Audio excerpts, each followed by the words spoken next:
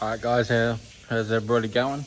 So what we're going to talk about is post-treatment on concrete today. So we've come through and we've pressure washed all these pathways and all the concrete in this whole complex, and then we've hit it with a 1% mixture, but it didn't work. So what we're doing is coming back through and we're only hitting the walkway areas harder. So what we've done here is, as you can see, the lines in the concrete. So this is a week old now, and you can see the swirl marks and stuff still left in the concrete there. It hasn't killed it or moved on, and they wanted these walls treated a little bit more. So what we're going to come through and hit it with a soap with a 4% mixture, and we're just going to hit the walls out, hit the ground out again a bit harder, because you can see it's starting to grow again. But with the rain around and hedges and trees, this place in here hardly gets any sunlight. That's why there's all over the walls and stuff. So we got the hose dragged out.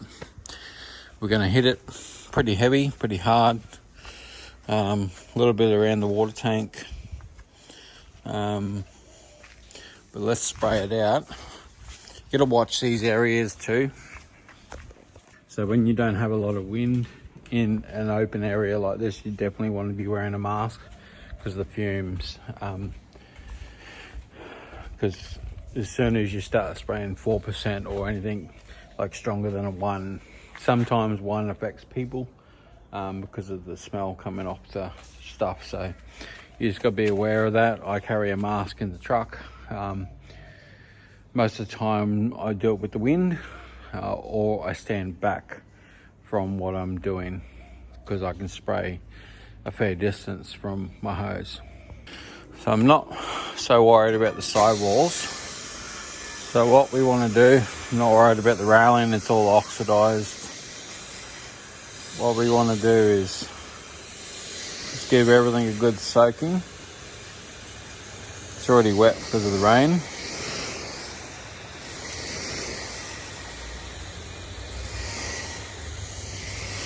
Hit those walls nice.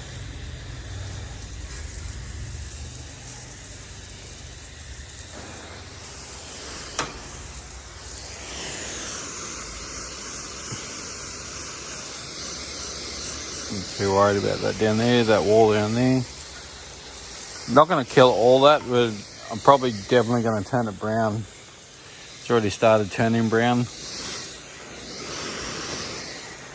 So we're going to give it a nice soaking down because of the problem that will occur. We're just going to pull our hose. Hang on. I should have enough hose. Another meter. Yeah, got enough hose here. Pull enough over. Now, I don't want to shoot this one here because this is where I'm walking for the moment. I do want to shoot the wall. So I want to shoot that wall before I shoot my walkway. That way I'm not walking in the fumes.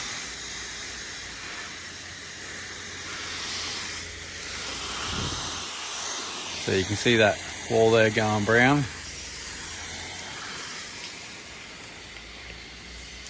So it's going to kill everything. You can see up the top there.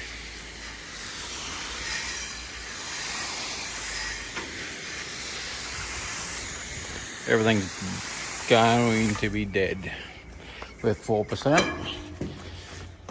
There's no question about it. It's railing. I want to get rid of all that green because that's what they pulled me up on. It's fair enough. What we'll do is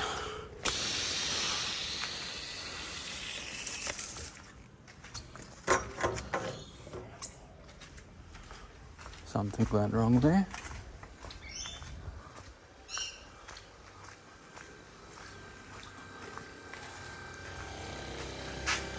Air bubble.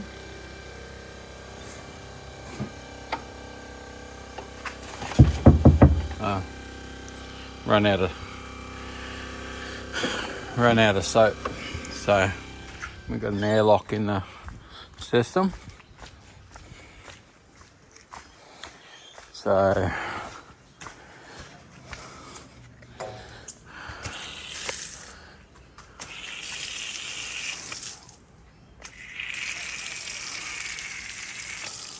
just got to wait for the airlock to come out. There it goes.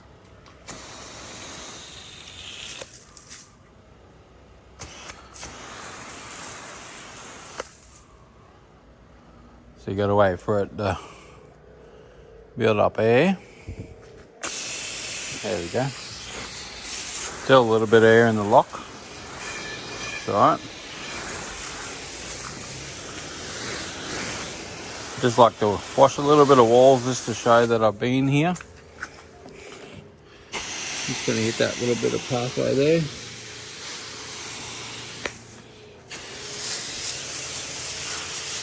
You can see how heavy I had the soap, so I did run out of soap.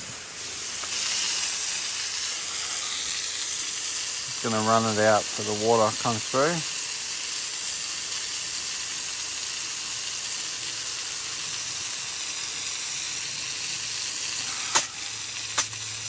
Here comes the air bubble. Right, water's through.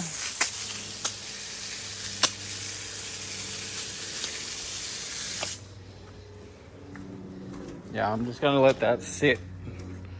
I'm going to let that sit in there for about 10 minutes.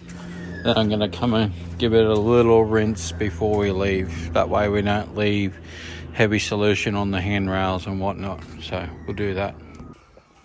So you can see the results are quite dramatic at 4% with heavy soap. Heavy soap really helps, especially with these concrete walls.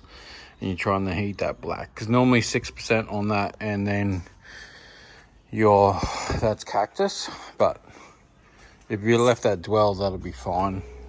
It's quite smelly in here.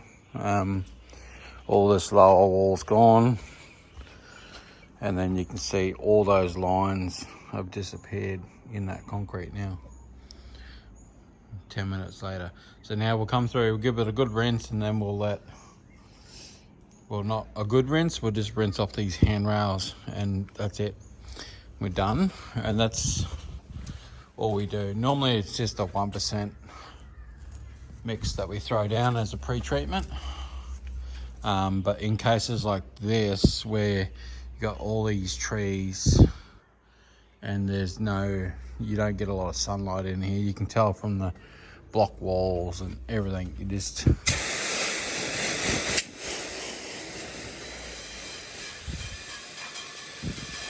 So what we're doing is just going to concentrate on this handrail. We're not really worried about the ground, because this is a ramp that hardly anybody uses.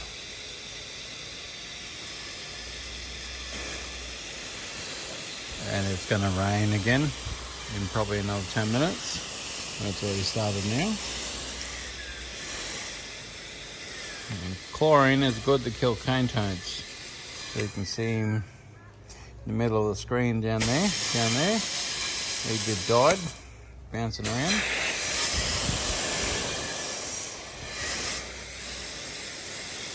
So we're not worried about the block walls. We just treated them just to clean them up a little bit. Or not worried about them. Not worried about cleaning them up. We're just spraying stuff around as I go. And that can prove that you've been there as well.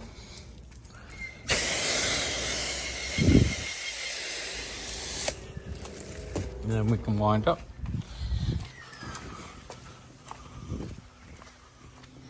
And we wind up on the truck.